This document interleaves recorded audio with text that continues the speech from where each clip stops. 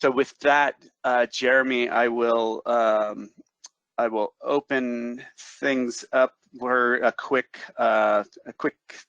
maybe 5 minutes we could do of kind of summary guidance and questions.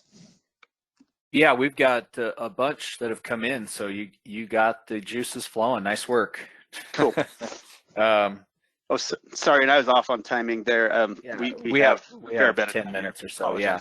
Yeah. So, yeah, let's get right into it. I think you covered that well for folks who have been asking about water rights. There's been a lot of questions throughout this about that process, but you know, just as I've watched this thing unfold, what I would advise you to do is just take a step back from the actual frustration of the moment and realize that this is a paradigm shift.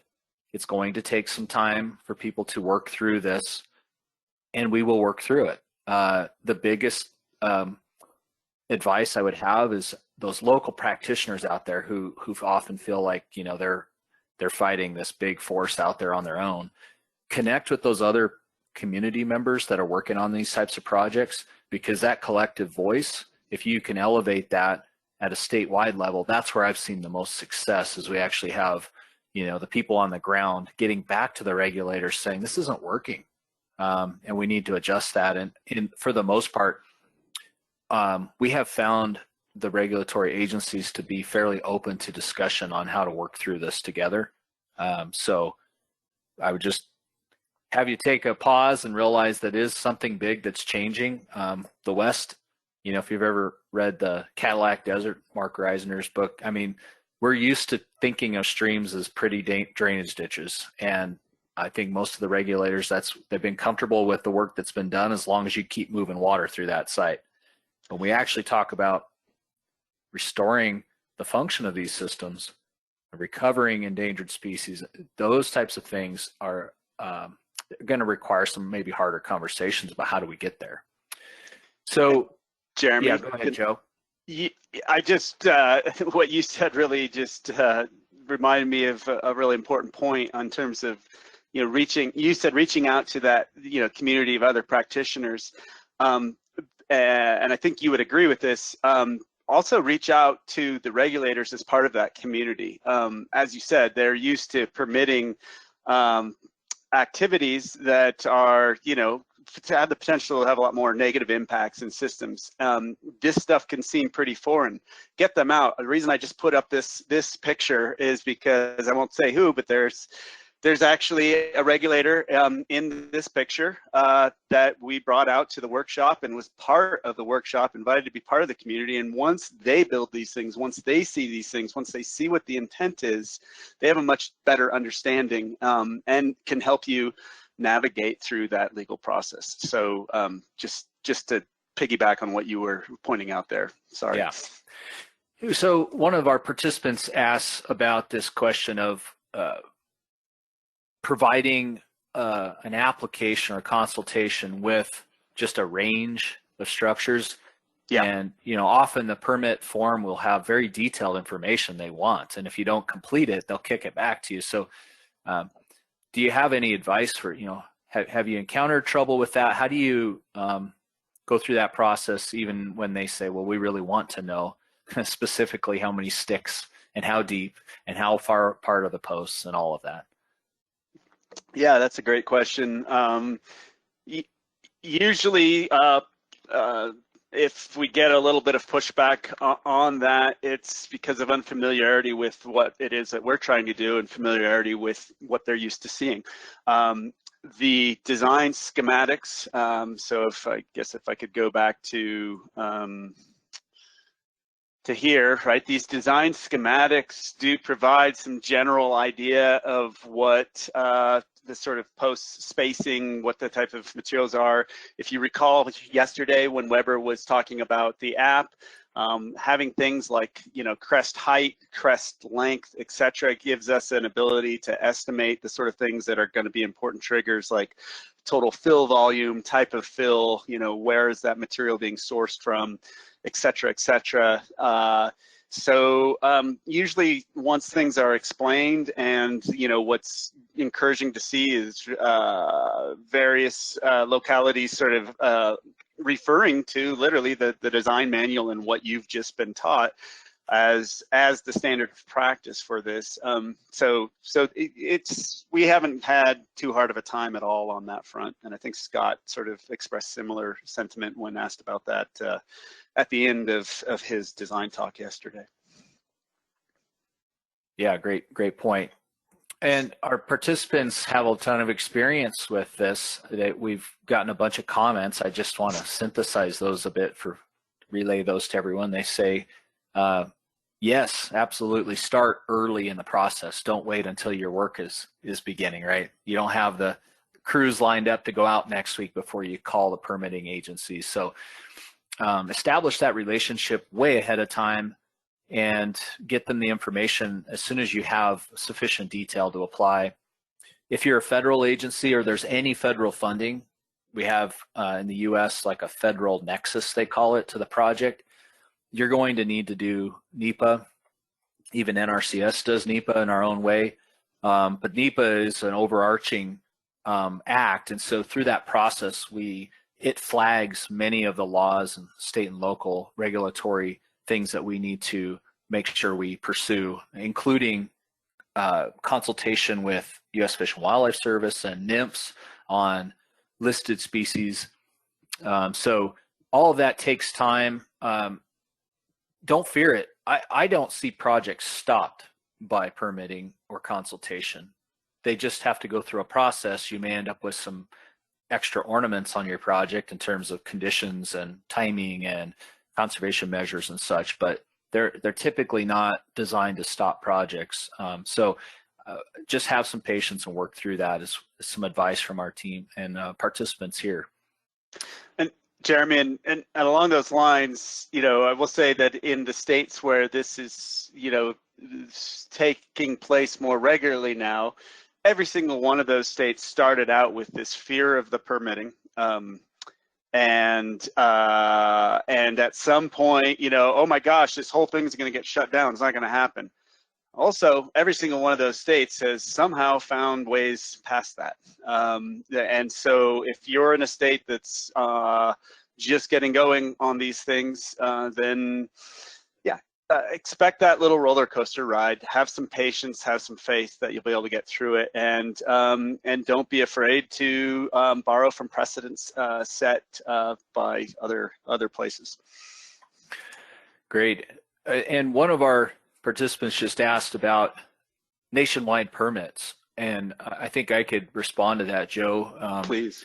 The Army Corps of Engineers and the 404 permitting process is probably the most ubiquitous process that you'll go through, and often not the hardest process, in terms of the permitting, but it is the most common that you'll have to apply for. And they have individual permits, but much of the work, especially if you involve NRCS, private landowners, Fish and Wildlife Service Partners Program also is included in the nationwide permits. We have a nationwide permit 27 that specifically covers restoration actions in streams and wetlands.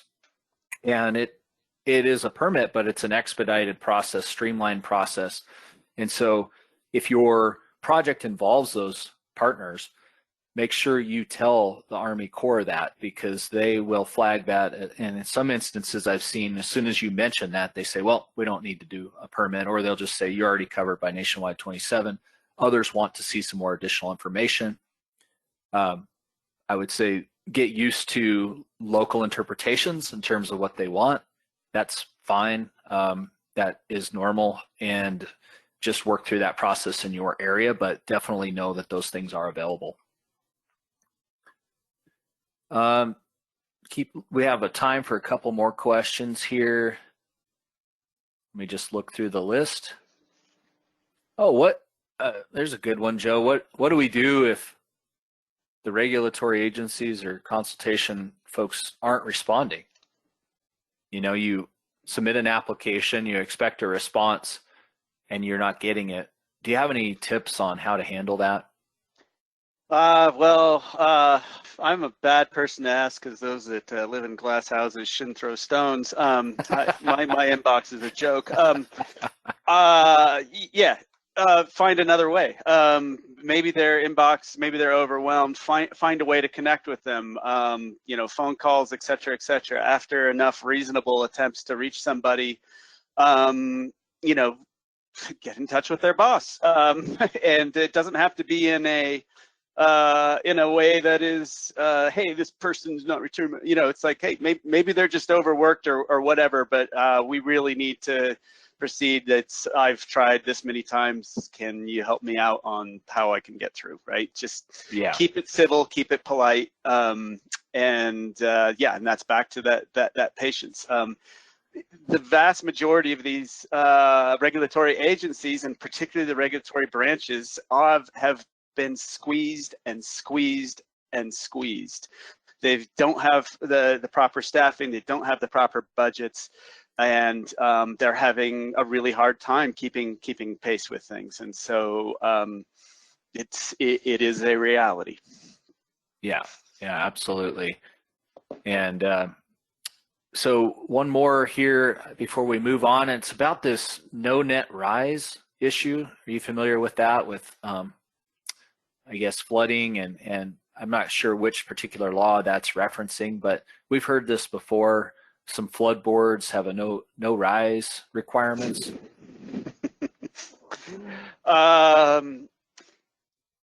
Yeah. So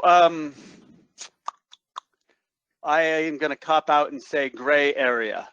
This is one of these issues that, so probably folks that are used to doing any sort of development or fill in the floodway or FEMA floodplains. This is what we're referring to. And then we get into the slippery slope of hydraulic modeling of this stuff, et cetera, et cetera. From what I've seen so far, and I can't explain the exact interpretation or mechanism, but we seem to, the consultation seems to be resulting in sidestepping that. I don't know why. So I have not yet seen a project. I've seen projects where people are concerned that we're going to have to model this stuff, and just logically, all I can come up with is that most of these things are going to act to attenuate flood flows, and actually increase flooding. And if you're increasing flooding of floodplains, what's the big deal? But then, a lot of those regulations, as I crudely understand them, are designed about concern in terms of increasing flooding within urban areas, et cetera. So I don't have a great answer on that. I'm not sure if anybody else on our instruction team, or even Marla might, the Association of State Wetland Managers, has got some really, yeah. So why don't we flag that, and if someone does have some feedback, we can post that in the chat. Yeah, that's great. Yep. We do have a bit more time, and this is a topic people really have a lot of questions about when we're in the workshops, and right out of the gate, right? It's the barriers, it's, well, we can't do this because of this. So we want to make sure we're addressing this in particular because it is a challenge. I want to share that recent example from Oregon, if I can, Joe, of please, yeah, fish passage policy and guidance. This is a topic many have asked about. Oregon actually has a law regulating barriers to fish passage, and so the Oregon Department of Fish and Wildlife administers that. And there were quite a few concerns, not only from the wildlife agency, but the partners, about what was going on with this type of work being fairly new, and the fact that a lot of it was born right here in Oregon in Bridge Creek. And so there's a longer history of watching it play out, and people implementing a variety of different things that look like or maybe sound like beaver dams but aren't really beaver dams, like Joe talked about, in the sense that we're talking about low-tech process-based restoration. And so anyway, there was enough groundswell of frustration that the practitioners got together in the state, raised the issue with the wildlife agency, and the wildlife agency listened and said, hey, what can we do to make this process work better for everyone involved? And so they literally just completed that, issued a brand new fish passage policy that sought feedback from the experts, the practitioners, and provided a path forward that was, in some cases, you don't need a review. In some cases, you can do an expedited review. And in other cases, we just need to do the standard review. So again, back to this advice about where we are in this whole paradigm shift. Sometimes you just have to realize that you're going to have to, if you're on the front lines and you're frustrated, reach out to those other folks in your community, see if that's something that's unique, or if maybe this is an issue that could be elevated to a higher level and hopefully be worked through together. And I think all these agencies just have a job to do, right? So if you sympathize with that, the water rights folks are just trying to make sure all the water users get along, right? And they enforce those. So if we're talking to them, if ag producers who are doing these projects are also spokespeople and not just the partner agencies, I think that goes a long ways in a community to say, hey, this is something we want in agriculture too, not just the conservation folks. So they need to talk to their neighbors. So they're aware of what's going on and not surprised when they see a permit notice come through. So anyway, just a little more commentary there, Joe, maybe more than folks needed, but we've been dealing with a lot of this for the last several years, and I feel like it's getting ironed out better in a lot of places than it has been. Agreed. Yeah, no, I think that's really helpful anecdote and insights. So maybe one more for us before we move on. There was a question about, is there a synthesis, a fact sheet, a summary of the science behind LTPBR, the success rate of it? Some of the stuff maybe we summarized in module 2. Is there a simple one-pager people could provide to permitting agencies to say, this is what I'm doing, this is what approach I'm following, in addition to the design manual, whatnot? Someone asked if there's a resource they could provide to the regulators that says, this is what I'm up to and why I'm doing it. Yeah, fact sheet's a great idea. We probably have some out-of-date things. I'd be happy to commit to, the pocket guide. If you got any regulator you're trying to get up to speed on this stuff, we'll send them a pocket guide for free. Certainly I think what's happening now that you've got different agencies putting out their own sort of guidelines and interpretations on it, most of which are referring to either this manual, some cases the Beaver Restoration Guidebook, etc. There's that, but yeah, maybe there is a need for some little simple, one-pager fact sheets that then just link off to some of this stuff. So I guess I don't have a super concise answer on that. That's fine. Well, it's an full-time employment act for you, Joe. Well, I have another job. I do think we've made tremendous headway, and hopefully folks appreciate the design manual, pocket guide. Those are new things as in the last year and a half, 2 years. So those resources are things you should lean on, are things you should cite. The new fish passage policy in Oregon embraces those and says if you're doing it this way, you're eligible for that expedited review. So those are the types of things we'd like to become what we call the standard of practice so that everyone knows what they're getting when we say low-tech process-based restoration. All right, with that, Joe, I am going to kick it back to you. Let's go ahead and move on to the next segment.